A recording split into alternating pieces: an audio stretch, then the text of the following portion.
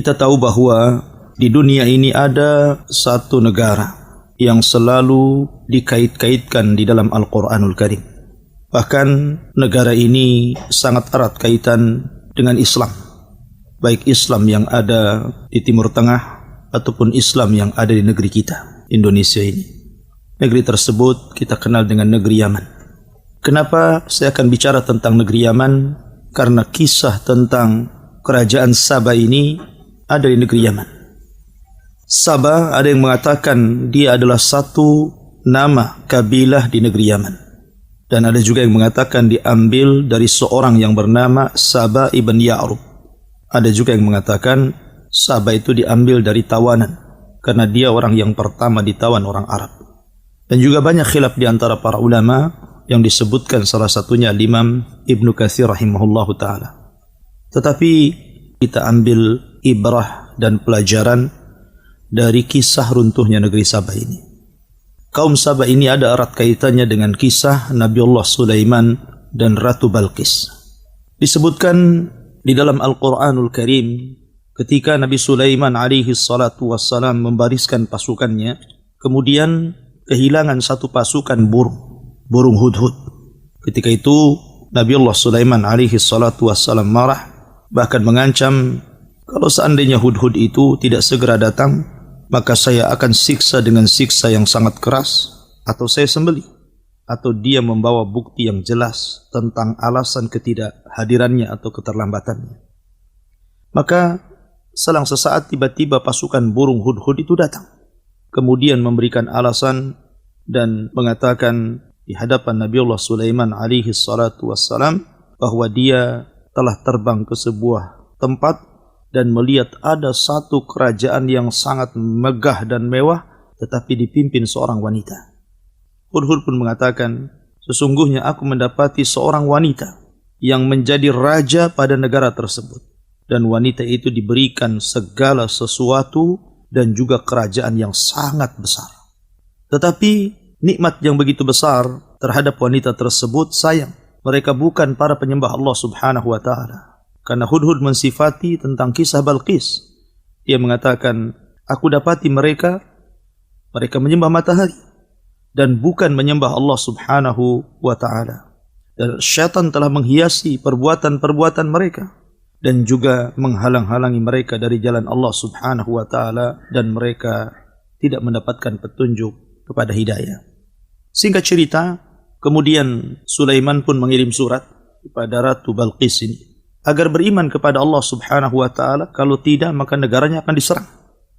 Akhirnya kemudian ketika mendapatkan surat tersebut, Ratu Balqis pun kemudian rapat besar bersama para pembesarnya, dan para pembesar menyarankan untuk melawannya dengan alasan bahwa kita negeri yang kuat, negeri yang banyak pasukan, kenapa kita tidak berperang?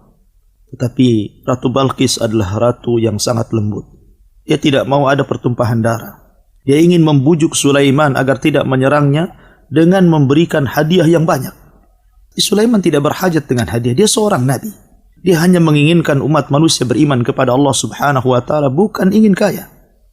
Maka hadiah itu dibalikkan lagi, kemudian mengancam Balqis kalau tidak beriman kepada Allah, maka dia tetap menyerangnya.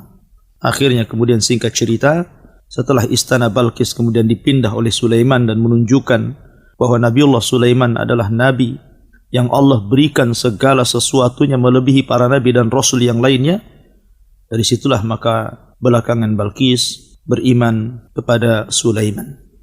Setelah kemudian Balqis beriman kepada Sulaiman, kemudian juga kerajaan Sabah, Allah subhanahu wa ta'ala anugerahkan nikmat yang sangat besar. Kenikmatan kaum Sabah ini membuat cemburu daerah-daerah yang lainnya. Karena begitu suburnya, begitu indahnya. Bahkan dijelaskan seorang wanita apabila membawa keranjang ke dalam kebunnya, tidak usah dipetik buah tersebut, keluar sudah penuh keranjangnya. Saking suburnya. Bahkan air tidak pernah terputus, tidak kenal kemarau dan musim hujan. Dari situlah Allah subhanahu wa ta'ala berikan nikmat yang luar biasa kepada negeri Sabah, sehingga dibicarakan oleh negeri-negeri yang lainnya tentang keindahannya. Dan itu nikmat yang sangat besar. Disitulah setelah kemudian masa berlalu, Ratu Balqis meninggal dunia. Kemudian juga Disebutkan oleh sebagian athar, diutus kepada mereka banyak para nabi.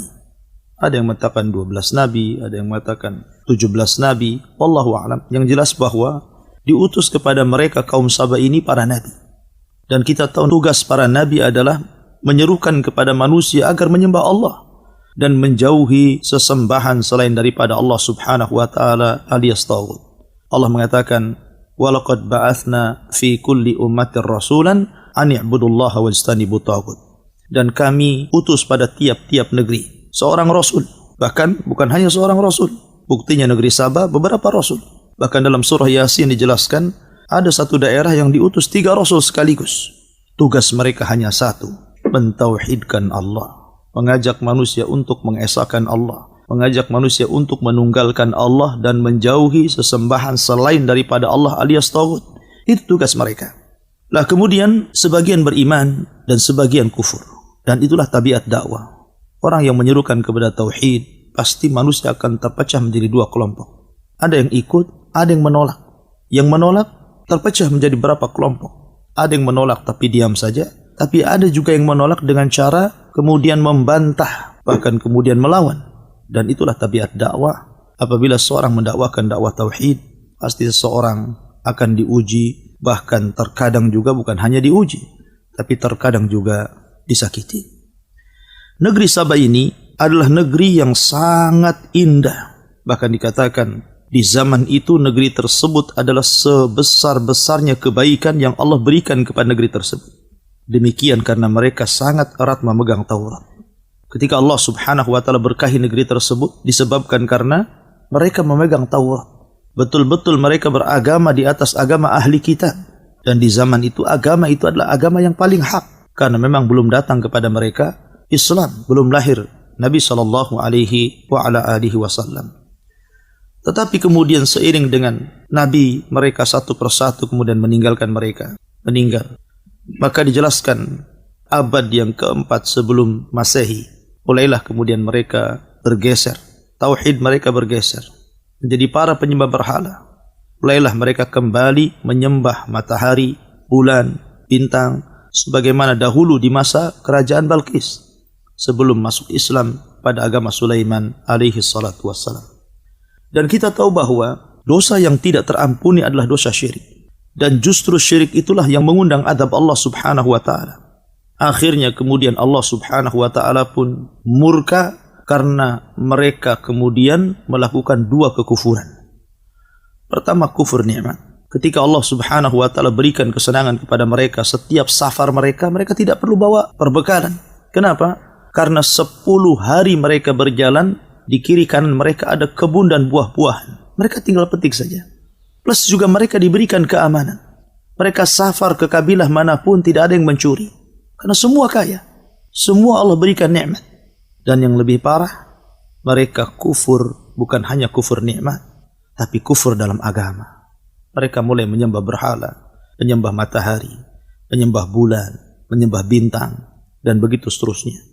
Dari sini Allah Subhanahu wa taala mengirimkan tikus-tikus besar sebesar kucing. Akhirnya kemudian menggerogoti bendungan Ma'rib yang merupakan bendungan yang membendung air di antara 2 bukit. Dari sinilah seluruh kebun-kebun Sabah dialiri. Ketika kemudian bendungan itu dihancurkan oleh Allah, digerogoti oleh tikus-tikus besar, akhirnya terjadi bencana hebat. Maka Allah Subhanahu wa taala mengirim banjir dan meluluhlantakkan negeri Sabah sehingga tidak tersisa satu pun tumbuh-tumbuhan kecuali hanya 3 saja. Dan itu disebutkan dalam Al-Qur'anul Karim, "Dzawatai ukulin khamtin wa aslin wa syai'in min sidrin qalil." Hanya 3 tumbuh-tumbuhan saja. Pertama, tumbuhan khamtin.